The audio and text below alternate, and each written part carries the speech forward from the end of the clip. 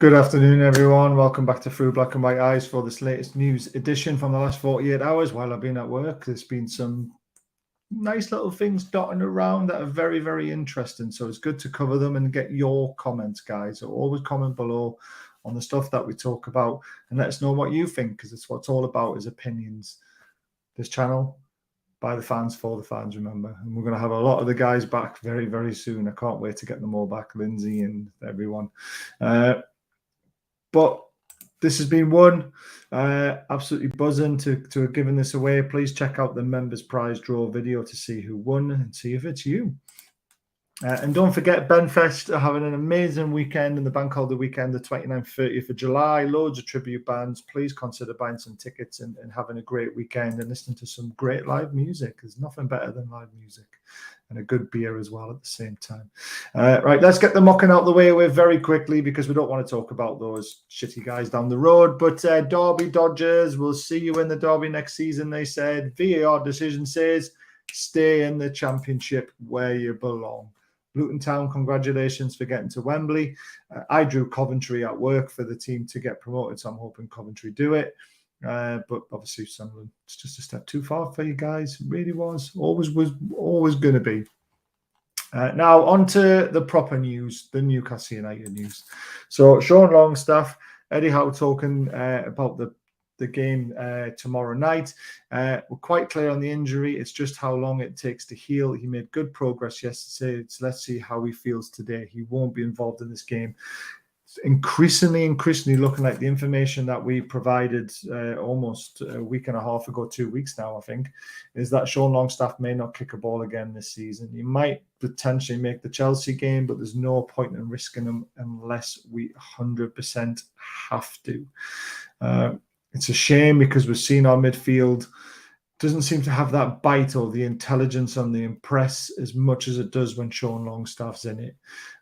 So unfortunately, it looks like our information was right. I was praying it wasn't at the time that we said it, because there was still too many games to go.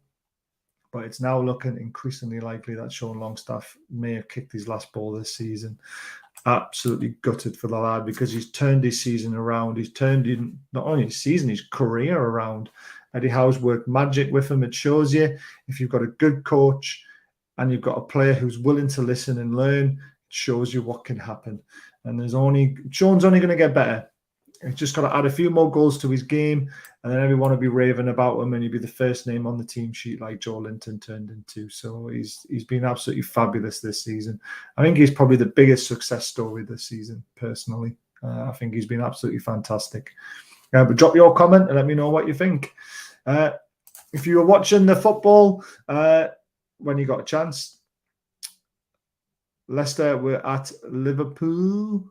Leicester v Liverpool game. Dan Ashworth at the King Power Stadium to watch the game. Who was he scouting? Madison Barnes, perhaps. What about a Liverpool player, maybe?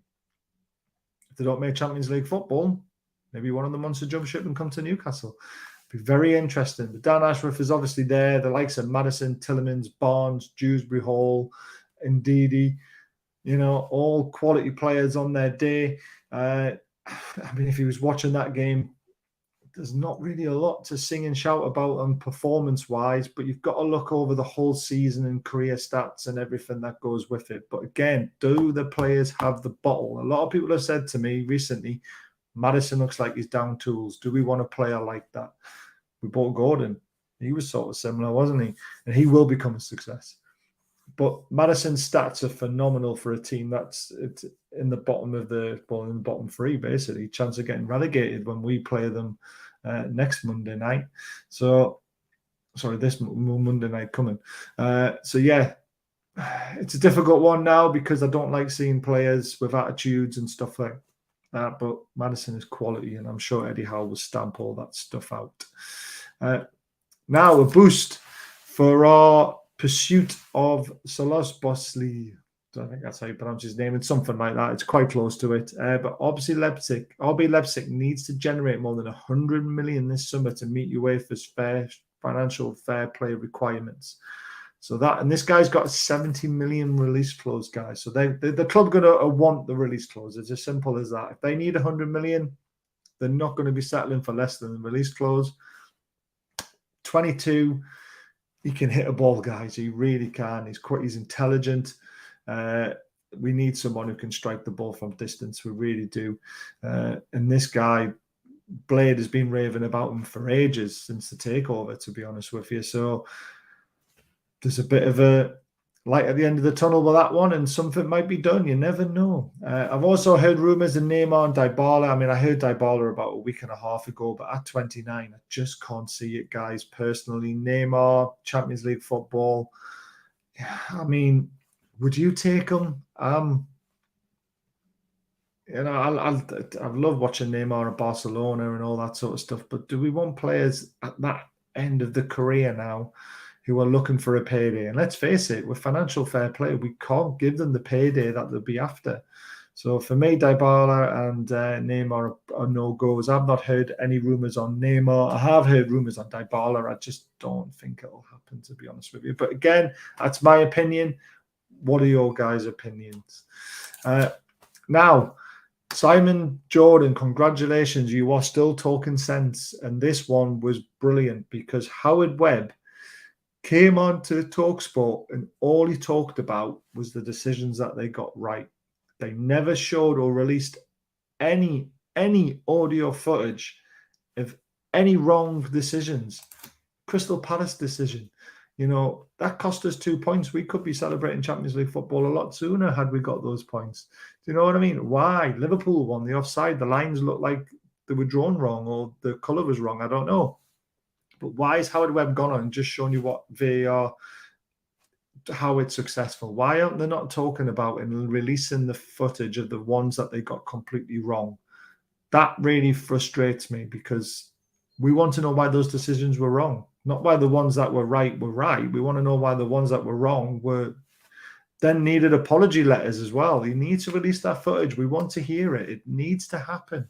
Stop hiding behind your good decisions and let's talk about the ones that weren't good and let's sort them out. That's what we need to do with VAR. Right. Tinnery, this isn't news to us or new news to us. As you know, if you do follow this channel, you would have heard this on the Inside Scoop nearly a month ago now.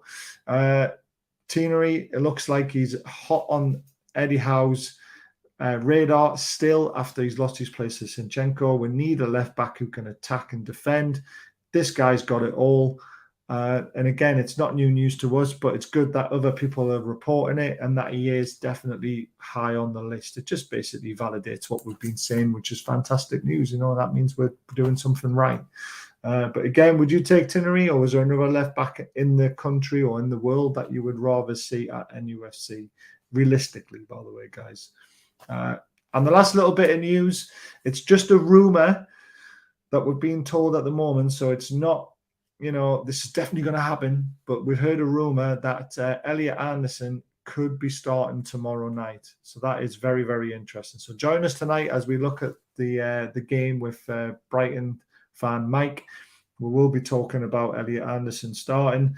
We will be trying to work out what we think the team will be. And we're really looking forward to doing that show. So tonight at 8 o'clock with Mike, the Brighton fan, and hopefully a couple of other guys.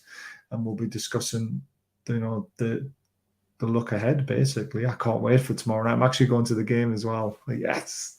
So guys, I hope you've enjoyed the show. The video, I should say, really. Hit the thumbs up on the way out. The YouTube algorithm, it really does help, guys. There's over 2,000 people watch these videos, but we only get 200 likes or something like that. Let's smash those thumbs up buttons. It doesn't cost a penny. I'm not asking for donations or members or anything like that. Just thumbs up, guys. And if you do enjoy the channel, please hit that subscribe button if you haven't done it already. Let's get us pushing over 7,000.